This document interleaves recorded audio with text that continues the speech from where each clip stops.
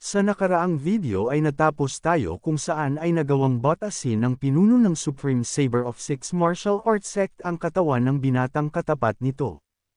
Matapos naman ay napapasabi ang binata sa isip nito na ito pala ang tinatawag na Chi Control ang Formless Sword, kaya naman ay ang ibig sabihin lamang nito na ang pinuno ng Supreme Saber of Six Martial Arts Sect ay nasa hangganan na ng Life and Death Realm. Sabi pa nito na gaya nga ito ng kanyang inaasahan at ang kanyang hinala ay tama talaga, ang matalo ang halimaw na ito ay malabo para sa kanya. Matapos ay bigla naman nang nahulog ang katawan nito sa umaagos na tubig sa malapit, pinagmamasdan lamang ito ng pinuno ng Supreme Saber of Six Martial Arts Sect, hanggang sa ito ay mait-angay pa ibaba ng talon. Nang matapos ay lumapit naman ang isang master at sinabi na mukhang ang kahit ang mga lobby nito ay hindi na magagawang makita pa, na sinang-ayunan pa ng isa, dahil sa ang martial arts ng kanilang Blade Master ay nasa life and death realm na, at ang kaharipan ang isang iyon ay parang kumalaban lamang ito ng isang bata, sabi pa nito kay Master Gondian na walang imposible sa kanilang cult leader. Napalingon naman ang Unorthodox Alliance Second in Command na si Gang Yuon, at napatanong na kung siya ba talaga ang sangdal ng Massacre Blade, dahil kung ganun ay ang Unorthodox leader ay labis na matutuwa. Sabi naman ng alalay ng cult leader ng Supreme Saber of Six Martial Arts Sect na masaya siya dahil doon. At nagawa na nilang asikasuhin ang bagay na kanilang hiniling. Kaya naman ay umaasa ito na ang kanilang Unorthodox Sect ay gagawin ang kanilang ipinangako, na agad naman na sinang-ayunan ng Unorthodox Alliance Second in Command na si Gang Yuon, at sinabi na dahil ngayon na nagawa na nilang mailigpit ang sakit sa ulo ng kanilang Unorthodox leader, at kapag ang kanilang Unorthodox Sect ay nagawa ng masupol ang natitira pang mga kamakalabang puwersa sa kanila, ay ang kanilang malakas na alyansa ay magpapatuloy na sa kanilang naipangako. Sa kabilang banda naman, ay sa isip ng cult leader na ang Chi Control ang Formless Sword ay kitang-kita na nagawang mabutas ang puso nito. Bukod doon ay naramdaman din niya ang pagtibok ng kanyang puso na bigla na lang huminto gamit ang Chi Connection sa Formless Sword, ngunit may hindi siya magandang nararamdaman, kaya naman ay napapatanong siya na kung ano naman kaya ito, at ang bagay na iyon ay talagang nakakabahala.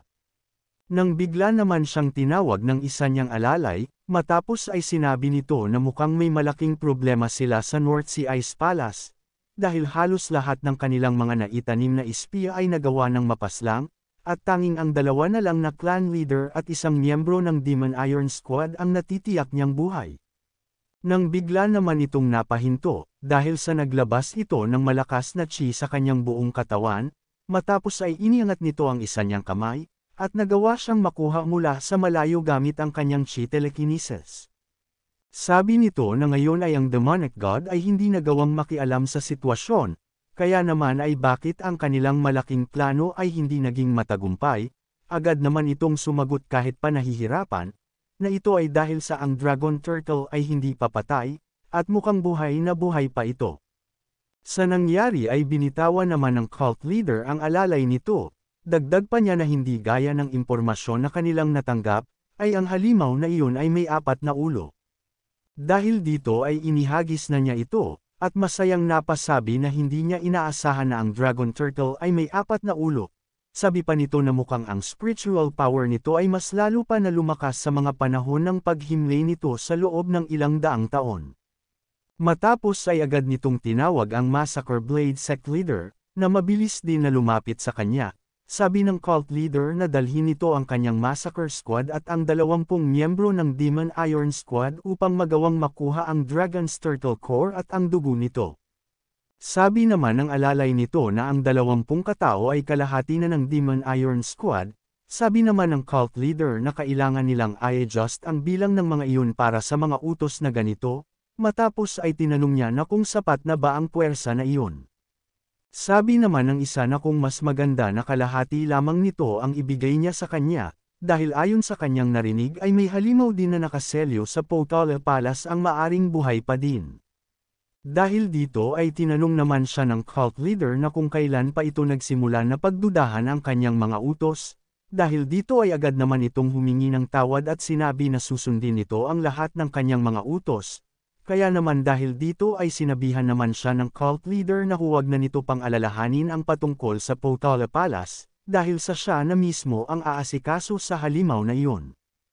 Sa Murem Alliance Headquarters naman ay may nagaganap na paghahanda para sa isang malaking paglusob. Ito ay dinaluhan ng 100 elite warrior na mula sa Huangbo clan at kasama na din ang clan leader nito na ang ika-15 master, si Huangbo Nung, kasama din ang 100 elite warriors na mula sa Muiong clan at ang clan leader nito na ika-7 master na si Muiong Kang, maging ang Black Shadow Squad na isa sa mga major military group ng Martial Alliance.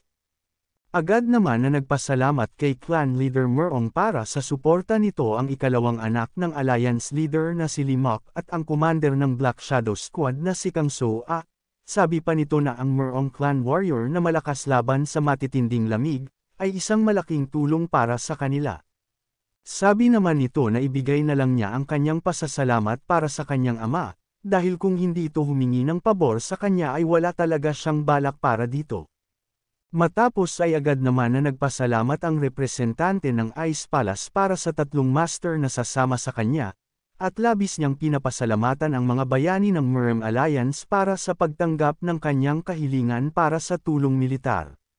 Sabi naman ni Kang So-a, na ang Supreme Saber of Six Martial Arts Sect ay mukhang interesado patungkol sa Dragon Turtle at walang duda para doon upang magsagawa ang mga ito ng mga plano. Kaya naman ay natural lamang para sa kanila sa Orthodox sect ang magbigay ng tulong para sa mga kaalyado nito.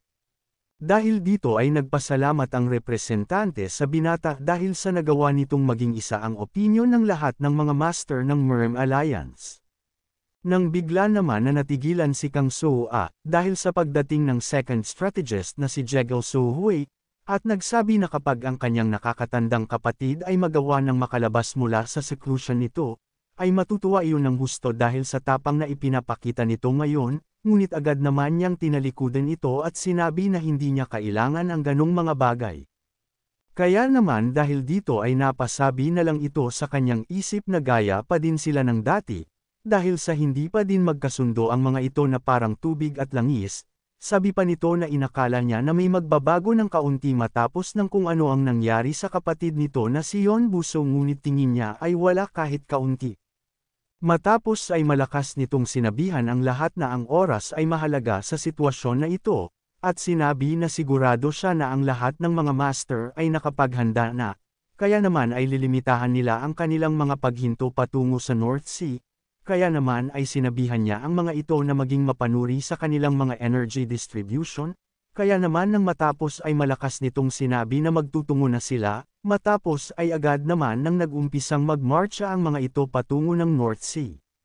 Kung umabot ka na sa parte ng video na ito ay maari lamang na i-click ang like at super thanks sa baba bilang pagsuporta. Maraming salamat. Sa lugar naman ng ating bida, ay nakaluhod na nagmamakaawa ang binata at pinipilit na kumbansihin si Xian Yuhun upang tulungan sila. Sa isip nito na ngayon na nakasigurado na ang mga ito na ang identity tag na kanyang dinala ay mula sa dating cult leader ng demonic cult, ay hindi niya hahayaan na palagpasin ang pagkakataon na ito, dahil kailangan niyang tulungan ang kanyang mga kasamahan o di kaya ay kahit na mailigtas na lamang. Nang bigla naman na nagsalita ang ating bida at sinabi na kung tama ang sinabi sa kanya ng master na si Wang John, ay ang North Sea Ice Palace, ay mayroong dapat nakasunduan na nilagdaan patungkol sa Mutual Alliance Agreement sa Orthodox sect, kaya naman ay tinanong niya ito na kung bakit hindi muna sila doon unang humingi ng tulong. Nabigla naman dito ang binata at napasabi na mukhang minaliit niya ang sitwasyon, dahil nais niya sanang sabihin ang patungkol doon matapos nilang pumayag at makaalis dito. Sabi pa ni Xian Yuhun na naiintindihan nito ang pagdadala niya ng balita patungkol sa kanilang dating demonic cult leader, subalit sabi nito na nakikita niya na mahirap itong intindihin, kung bakit ang North Sea Palace ay magpapadala ng representante at tanging mga salita lamang ang dala, at bukod pa doon ay nang walang kahit na anumang opisyal na dokumento ng kahilingan. Kaya naman sabi nito na kung ang kanilang Palace Master ay patay na, ay sa tingin ba nito na tanging ang isang miyembro lamang ng palasyo ang maglalakas ng loob na magtungo sa Central Plain ng mag-isa, at ang paghingi ng tulong militar gamit lamang ang katapatan at walang kahit na anong opisyal na dokumento. Sa nangyari ay napatanong naman ng binata na kung anong ibig nitong sabihin sa kanya, ngunit agad naman siyang ginamitan ng chi telekinesis ni Xian Yuhun upang iangat. Sa isip nito ay nagtataka naman siya dahil sa hindi niya magawa ang makagalaw ng kahit na kaunti. Nang sinabihan naman siya ng ating bida na maliban na lang kung ikaw ay hindi isang tanga ay makakagawa ka ng dalawang hula, sabi nito na ang una ay ikukonsidera niya ang kanyang sarili bilang kwalipikadong representante ng North Sea Ice Palace. Ang ikalawa ay ipinapakita lamang nito na mayroon siyang kalaban sa loob ng palasyo, dahil sa ang hinihiling nitong tulong ay para sa kung sino lamang at hindi para sa karamihan ng North Sea Ice Palace. Sa isip naman ng binata na ang akala nito ay ang martial arts nito ay maaaring may kakulangan pa, ngunit ang kaalaman nito ay kahanga-hanga. At ang pagkamaunawa nito ay hindi ordinaryo, kaya naman ay napasabi na lang siya na mas maganda kung wala na siyang itatago pa dito. Sabi naman nito sa ating bida na wala siyang intensyon na lokohin sila, dahil ang sitwasyon na ito ay talagang mahalaga at hindi na nito panagawa ang sabihin ang lahat bago ng bagay na iyon, at dahil sa maaring pagtanggi nito sa kanyang hiling sa kanya, matapos ay sinabihan naman siya ni Xian Yuhun na kung ganon ay sabihin na nito ang hindi pa niya sinasabi sa kanila. Agad naman na sumagot ito at sinabi na siya ay ang batang Palace Master ng North Sea Ice Palace. Sa nangyari ay napasigaw naman dito si Heobong at sinabi na tama ang kanyang hinala sa kanya. Agad naman na inalis ng ating bida ang chi telekinesis sa kanya, kaya naman ay agad na pinuri nito ang kaalaman na mayroon ang ating bida at labis siyang napapahanga nito, at humingi ng tawad dito dahil sa pagiging lapastangan niya. Sinabihan naman siya ng ating bida na kung sakaling hindi nito sinabi ang patungkol sa kanilang dating cult leader, ay nagbayad na sana ito ng mabigat na kaparusahan. Matapos ay sinabi na wala na siyang itatago pa sa kanya. At gaya ng kanyang hula, ay ang representante na may dala ng opisyal na kahilingan para sa tulong militar ay ipinadala sa Orthodox sect. Napatanong naman si Heobong sa kanya na kung sasama sila dahil lamang sa mga sinabi niya, ay hindi ba sa magiging sagabal lamang sila imbis na makatulong? Dagdag na tanong pa ni Wang Hul na kung talagang siya ang tunay na Young Palace Master ng North Sea Ice Palace, ay bakit hindi ito ang tumatayong Palace Master ngayon sa kanila? Malungkot naman na sinabi nito na tama siya sa kanyang mga sinabi, ngunit ang sitwasyon nila ngayon, ay ang tumatayong Palace Master nila sa North Sea Ice Palace ay hindi siya, pero ang kanilang Deputy Palace Master, at ito ay ang kanyang ikalawang uncle na si Dan Juqian. Kaya naman kung gusto mo na masubaybayan ang ating kwento ay i-open mo lang ang notification bell pagkatapos mo na mag-subscribe.